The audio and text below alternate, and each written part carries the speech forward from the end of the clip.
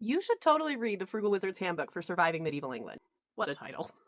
And here's why. This book gets so much hate because the author is Brandon Sanderson, and a lot of people had different expectations coming into this book than they probably should have. Let me explain. For those of you who don't know who Brandon Sanderson is, he is a giant in the field of fantasy writing. He has published over 70 books, novellas, comics, short stories. He's done a lot, and he has published across the world in over 35 languages. He's really tremendously successful. He's fabulous. And I am nearly finished with his most recent publication, Tailored Realities, which I've had a total blast with. Look out for this recommendation video soon. But Brandon Sanderson has published most of his books within this universe called the Cosmere, and it's huge. It's made up of over like 27 books or something. It's incomplete.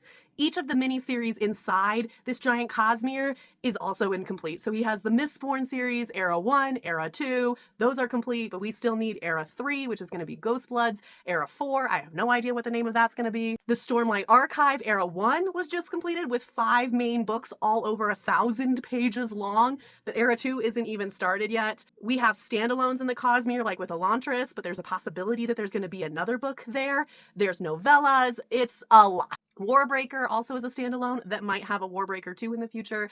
There's a lot in the Cosmere. And the first time I was exposed to Brandon Sanderson, I walked into a bookstore, which is just like the greatest feeling ever, with the smell of books and the feel of books, and you know. And it was great. But I saw on a display case one of Brandon Sanderson's Stormlight Archive books, one of the 1,000-page books, and I picked it up and it's heavy. It was so much. I was early in my reading career. I'm flipping through the pages with a really, really tiny font, and I'm overwhelmed immediately. And I'm not the only reader who's had this experience. Brandon Sanderson can be really intimidating for new readers, especially readers who are just trying to get into fantasy or trying to get into epic fantasy. The fact that the Cosmere is so big, has books that are so long, and everyone and their mother seems to have a different starting point, because you can start with the Mistborn series, you can start with Elantris, you can start with the Stormlight Archive if you want. Everyone seems to have a different recommendation about what you should start with. I was like watching numerous videos on where to start the Cosmere because it's just so big, and I want to do it right if I'm going to jump into this like many giant books, universe series. Overwhelming, too much. I freaked out.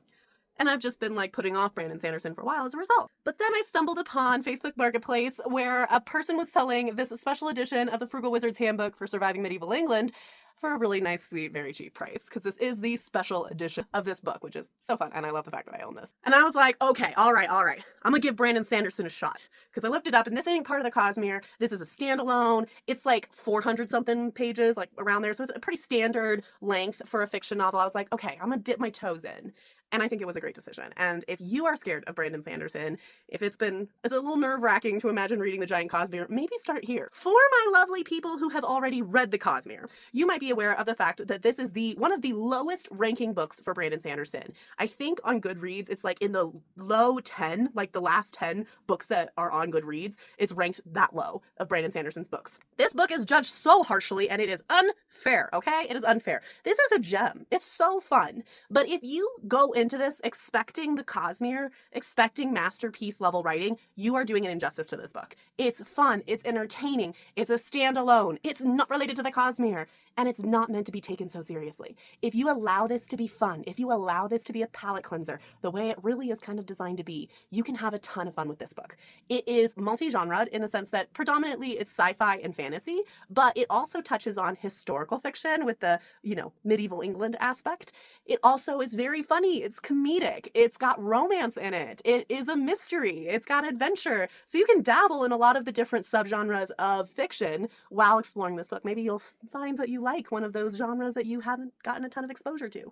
So it's really quite enjoyable. And if you allow it to be the standalone, sweet little fun gem that it is, you can get the most out of this book, which is how I recommend you approach reading this wonderful Frugal Wizard's Handbook for Surviving Medieval England.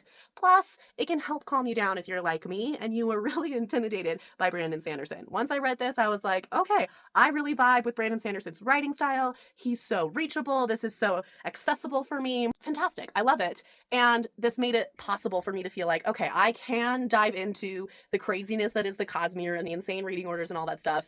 I can totally handle this because I think Brandon Sanderson is so fun, and I loved this book. I had a real, genuine blast. Honestly, for allowing it to be the fun, enjoyable ride that it is, it's a 4-star read. It's enjoyable.